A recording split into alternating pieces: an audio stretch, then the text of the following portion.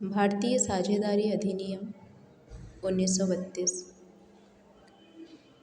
इस अधिनियम के धारा 1 में संक्षिप्त शीर्षक, विस्तार और उसके प्रारंभ का वर्णन किया गया है। इस अधिनियम को भारतीय भागीदारी अधिनियम 1932 कहा जा सकेगा। इसका विस्तार जम्मू और कश्मीर राज्य को छोड़कर संपूर्ण भारत पर है। यह धारा 69 को छोड़कर, जो 1 अक्टूबर 1933 को लागू होगी, 1 अक्टूबर 1932 को लागू होगा। भारतीय साझेदारी अधिनियम की धारा 2 में कुछ परिभाषाएं वर्णित हैं। इस अधिनियम में जब तक कि विषय या संदर्भ में कोई प्रतिकूल बात न हो, किसी फर्म का कार्य का अर्थ है सभी भागीदारों द्वारा या फर्म के किसी भागीदार या एजेंट द्वारा किया गया कोई कार्य या चूक जो फर्म द्वारा या उसके विरुद्ध प्रवर्तनीय अधिकार को जन्म देता है। कारोबार में प्रत्येक व्यापार, व्यवसाय और पेशा शामिल है। निर्धारित का अर्थ है इस अधिनियम के तहत बनाए गए नियमों द्वारा निर्धारित। रजिस्ट्रार का तात्पर्य धारा 57 की उपधारा 1 के अधीन नियुक्त फर्मों के रजिस्ट्रार से है और इसमें इस धारा की उपधारा 2 के अधीन नियुक्त फर्मों के उप रजिस्ट्रार और सहायक रजिस्ट्रार भी शामिल हैं। किसी फर्म या उसके भागीदार के संबंध में प्रयुक्त तृतीय पक्ष का तात्पर्य ऐसे किसी व्यक्ति से है जो उस फर्म में भागीदार नहीं है और वे अभिव्यक्तियां जो इस अधिनियम में प्रयुक्त है परंतु परिभाषित नहीं है और भारतीय संविदा अधिनियम 1872 में परिभाषित है, उनके वही अर्थ होंगे जो उन्हें उस अधिनियम में दिए गए हैं। भारतीय भागीदारी अधिनियम की धारा 3 में 1872 के अधिनियम 9 के प्रावधानों का अनुप्रयोग वर्णित है। भारतीय संविदा अधिनियम 1872 के अप्रतिसंहृत प्रावधान, जहाँ तक वे इस अधिनियम के अभिव्यक्त प्रावधानों से असंगत हैं, फर्मों पर लागू होते रहेंगे। भारतीय भागीदारी अधिनियम धारा 4, साझेदारी, साझेदार, फर्म और फर्म नाम की परिभाषा। साझेदारी उन व्यक्तियों के बीच का संबंध है जो किसी व्यवसाय के लाभों को साझा करने के लिए सहमत हुए हैं, जो सभी या उनमें से किसी एक द्वारा सभी के लिए कार्य करते हुए चलाया जाता है। जिन व्यक्तियों ने एक दूसरे के साथ साझेदारी की है उन्हें व्यक्तिगत रूप से साझेदार और सामूहिक रूप से फर्म कहा जाता है, और जिस नाम से उनका व्यवसाय चलाया जाता है उसे फर्म नाम कहा जाता है। भारतीय भागीदारी अधिनियम की धारा 5, इसमें स्थिति से निर्मित साझेदारी नहीं होगी। साझेदारी का संबंध अनुबंध से उत्पन्न होता है, स्थिति से नहीं। और विशेष रूप से एक हिंदू अविभाजित परिवार के सदस्य जो पारिवारिक व्यवसाय चला रहे हैं या एक बर्मी बौद्ध पति पत्नी जो व्यवसाय चला रहे हैं, ऐसे व्यवसाय में साझेदार नहीं है। भारतीय भागीदारी अधिनियम की धारा 6, साझेदारी के अस्तित्व का निर्धारण करने का तरीका। यह निर्धारित करने में कि व्यक्तियों का एक समूह एक फर्म है या नहीं, या कोई व्यक्ति किसी फर्म में भागीदार है या नहीं, पक्षों के बीच वास्तविक संबंध को ध्यान में रखा जाएगा। जैसा कि सभी प्रासंगिक तथ्यों को एक साथ लेकर दर्शाया गया है। स्पष्टीकरण 1, संपत्ति से उत्पन्न होने वाले लाभों या सकल प्रतिफल का बंटवारा उन व्यक्तियों द्वारा जिनका उस संपत्ति में संयुक्त या साझा हित है, अपने आप में ऐसे व्यक्तियों को भागीदार नहीं बनाता। स्पष्टीकरण 2, किसी व्यक्ति द्वारा किसी व्यवसाय के लाभ में हिस्सा प्राप्त करना या लाभ अर्जित करने पर निर्भर या व्यवसाय द्वारा अर्जित लाभ के अनुसार भुगतान प्राप्त करना अपने आप में उसे उस व्यवसाय को चलाने वाले व्यक्तियों के साथ भागीदार नहीं बनाता, और विशेष रूप से ऐसे हिस्से या भुगतान की प्राप्ति किसी व्यवसाय में लगे या लगने वाले व्यक्तियों को धन उधार देने वाले लोग, किसी नौकर या एजेंट द्वारा पारिश्रमिक के रूप में, किसी मृत भागीदार की विधवा या बच्चे द्वारा वार्षिकी के रूप में, या व्यवसाय के किसी पूर्व स्वामी या अंश स्वामी द्वारा ख्याति या उससे हिस्से की बिक्री के प्रतिफल के रूप में। स्वयं में प्राप्तकर्ता को उस व्यवसाय को चलाने वाले व्यक्तियों के साथ भागीदार नहीं बनाता। भारतीय भागीदारी अधिनियम की धारा 7 इच्छा के अनुसार साझेदारी करना। जहां साझेदारों के बीच अनुबंध द्वारा उनकी साझेदारी की अवधि के लिए या उनकी साझेदारी के निर्धारण के लिए कोई प्रावधान नहीं किया जाता है, वहां साझेदारी इच्छानुसार साझेदारी कहलाती है। धारा 8 विशिष्ट साझेदारी। कोई व्यक्ति किसी विशेष कार्य या उपक्रम में किसी अन्य व्यक्ति के साथ भागीदार बन सकता है। धारा 9 भागीदारों के सामान्य कर्तव्य।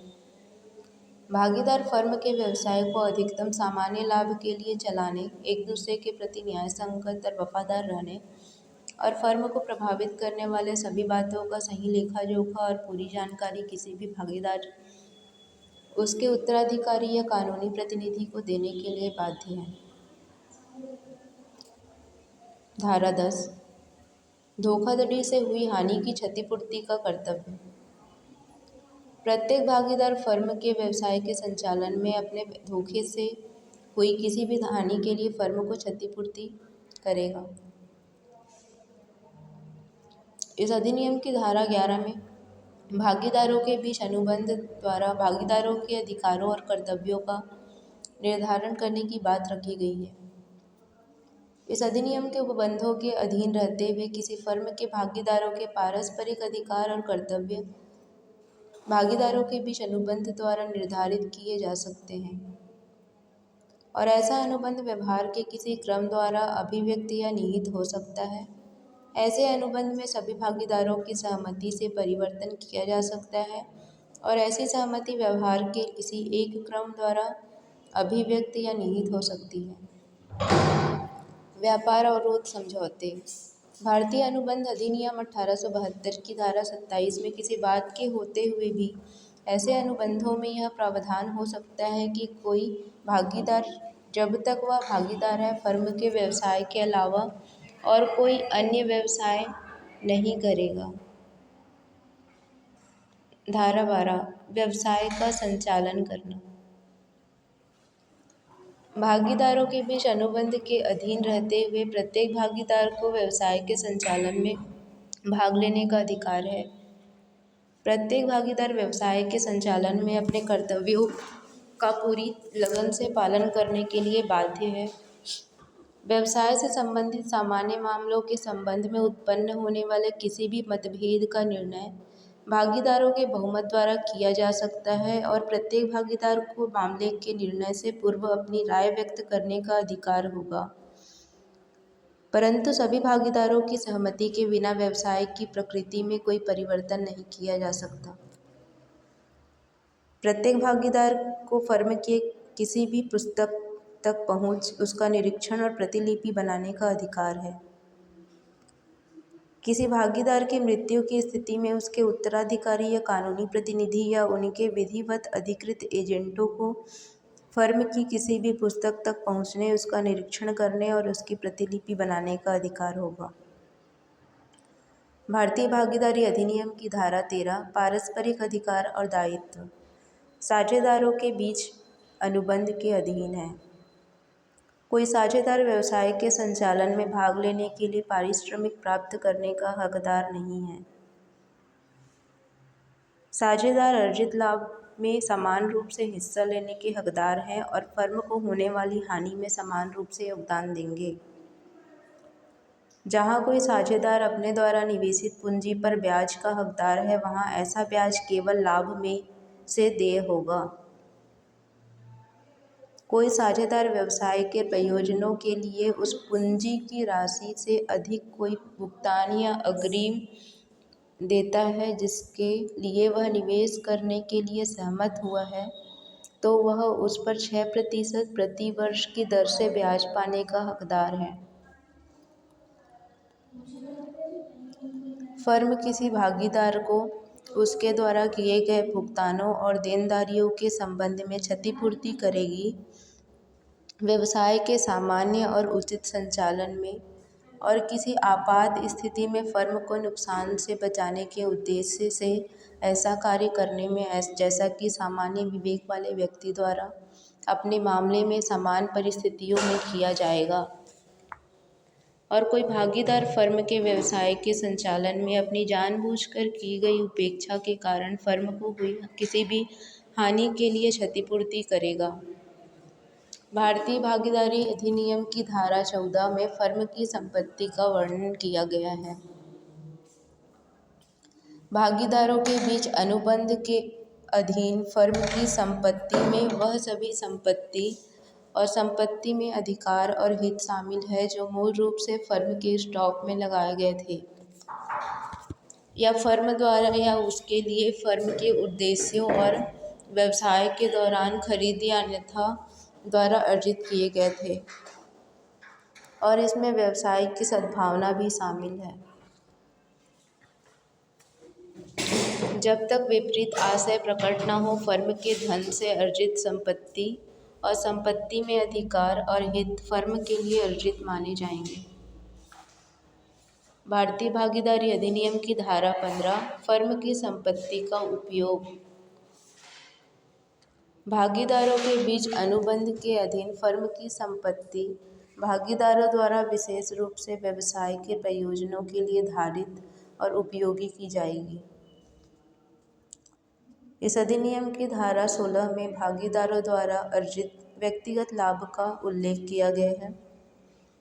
भागीदारों के बीच अनुबंध के अधीन यदि कोई भागीदार फर्म के किसी लेन देन से या फर्म की संपत्ति या व्यावसायिक संबंध या फर्म नाम के उपयोग से अपने लिए कोई लाभ प्राप्त करता है, तो वह उस लाभ का हिसाब रखेगा, उसे फर्म को देगा।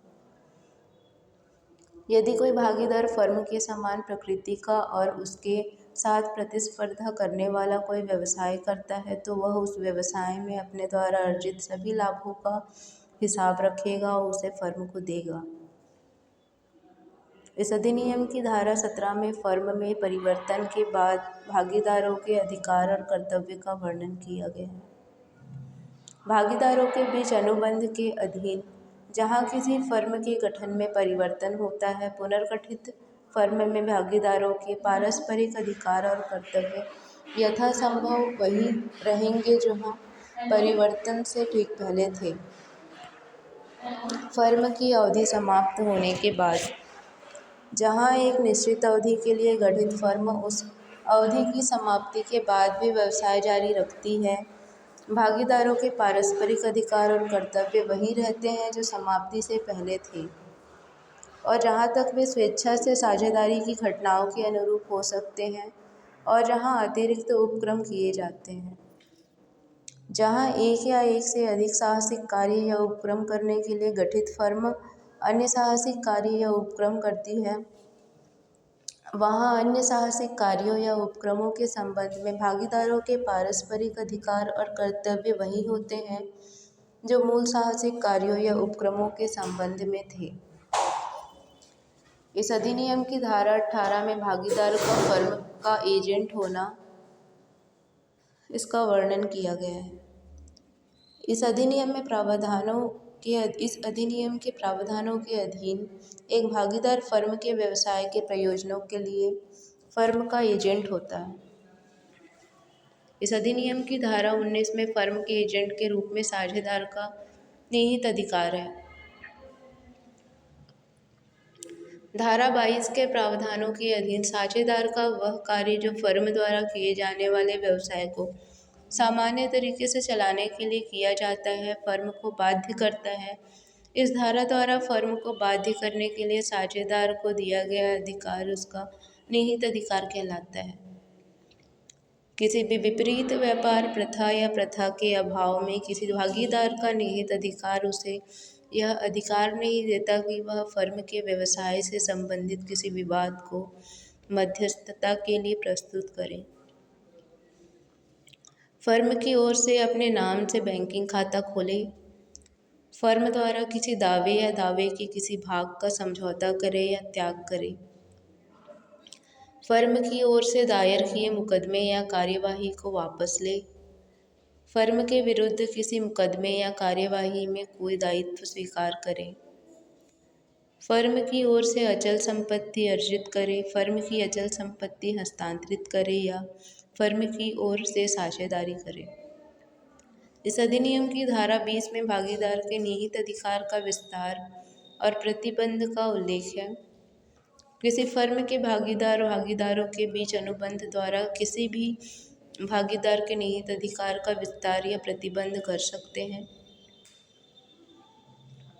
ऐसे किसी भी प्रतिबंध के बावजूद फर्म की ओर से किसी भागीदार द्वारा किया गया कोई भी कार्य जो उसके निहित अधिकार के अंतर्गत आता है, फर्म को बाध्य करता है जब तक कि वह व्यक्ति जिसके साथ वह व्यवहार कर रहा है प्रतिबंध के बारे में न जानता हो या उस भागीदार को भागीदार न जानता हो या विश्वास न करता हो। इस अधिनियम की धारा 21 में आपात स्थिति में भागीदार का अधिकार का उल्लेख किया गया है। किसी भागीदार को आपात स्थिति में फर्म को हानि से बचाने के उद्देश्य से ऐसे सभी कार्य करने का अधिकार है जो सामान्य विवेक वाले व्यक्ति द्वारा अपने मामले में सामान्य परिस्थितियों में कार्य करते हुए किए जाते हैं और ऐसे कार्य फर्म को बाध्य करते हैं। इस अधिनियम की धारा 22 में फर्म को बाध्य करने के लिए कार्य करने का तरीका। किसी फर्म को बाध्य करने के लिए किसी भागीदार या अन्य व्यक्ति द्वारा फर्म की ओर से किया गया या निष्पादित किया गया कोई कार्य या लिखित फर्म के नाम से या किसी अन्य तरीके से किया या निष्पादित किया जाएगा जो फर्म को बाध्य करने का इरादा व्यक्ति या निहित करता हो। इस अधिनियम की धारा 23 में साझेदार द्वारा स्वीकृति का प्रभाव है। फर्म के मामलों के संबंध में किसी साझेदार द्वारा की गई स्वीकृति या अभ्यावेदन फर्म के विरुद्ध साक्ष्य यदि यह सामान्य व्यावसायिक क्रम में किया गया हो। धारा 24 कार्यवाहक साझेदार को सूचना का प्रभाव। किसी साझेदार को जो फर्म के व्यवसाय में नियमित रूप से कार्य करता है फर्म के मामलों से संबंधित किसी भी मामले की सूचना फर्म को सूचना के रूप में कार्य करती है सिवाय उस स्थिति के जब उस साझेदार द्वारा या उसकी सहमति से फर्म के साथ कोई धोखाधड़ी की गई हो। इस अधिनियम की धारा 25 में फर्म के कार्यों के लिए साझेदार का दायित्व का वर्णन किया गया है। प्रत्येक साझेदार अन्य सभी साझेदारों के साथ संयुक्त रूप से और व्यक्तिगत रूप से भी फर्म के उन सभी कार्यों के लिए उत्तरदायी है जो उसने साझेदार रहते हुए किए हैं। फर्म के व्यवसाय में नियमित रूप से कार्य करने वाले किसी भागीदार को फर्म के मामलों से संबंधित किसी भी मामले की सूचना फर्म को सूचना के रूप में कार्य करती है सिवाय उस स्थिति के जब उस भागीदार द्वारा उसकी सहमति से फर्म के साथ कोई धोखाधड़ी की गई हो। इस अधिनियम की धारा 25 में फर्म के कार्यों के लिए भागीदार का उत्तरदायित्व का वर्णन किया गया है।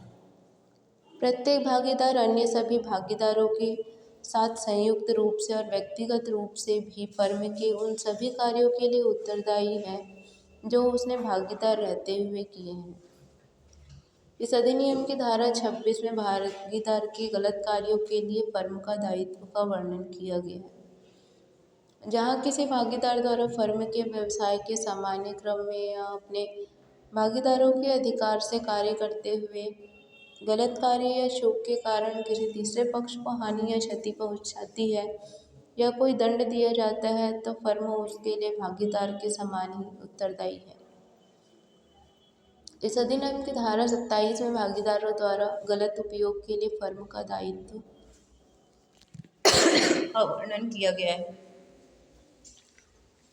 कोई भागीदार अपने प्रत्यक्ष अधिकार के अंतर्गत कार्य करते हुए किसी तृतीय पक्ष से धन या संपत्ति प्राप्त करता है और उसका दुरुपयोग करता है या कोई फर्म अपने व्यवसाय के दौरान किसी तृतीय पक्ष से धन या संपत्ति प्राप्त करती है और फर्म की अभिरक्षा में रहते हुए किसी भी भागीदार द्वारा धन या संपत्ति का दुरुपयोग किया जाता है तो फर्म हानि की भरपाई करने के लिए उत्तरदायी है।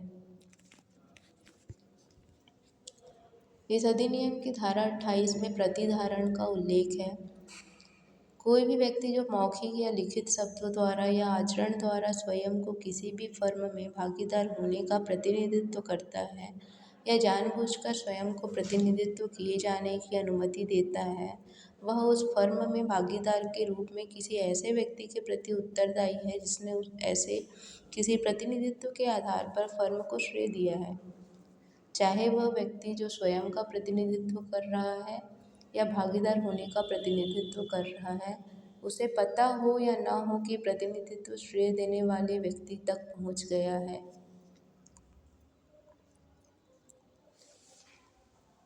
जहां साझेदार की मृत्यु के बाद व्यवसाय पुराने फर्म नाम से जारी रहा, वहां उस नाम या मृतक साझेदार के नाम का उसके एक नाम के रूप में निरंतर उपयोग उसकी कानूनी प्रतिनिधि या उसकी संपत्ति को उसकी मृत्यु के बाद फर्म द्वारा किए गए किसी भी कार्य के लिए उत्तरदायी नहीं बनाएगा।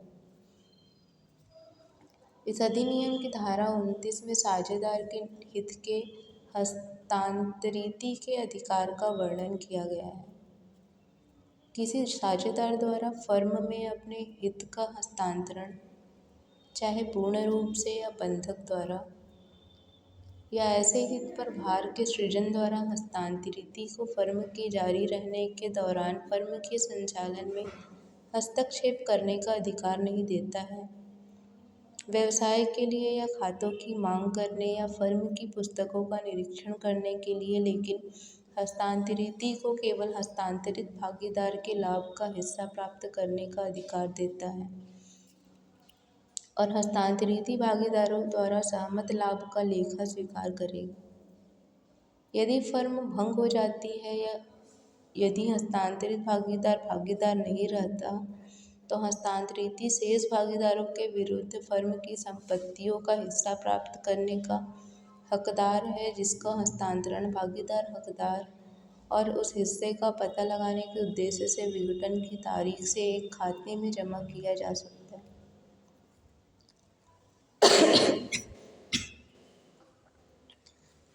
इस अधिनियम की धारा 30 में साझेदारी के लाभों के लिए नाबालिगों को प्रवेश दिया गया।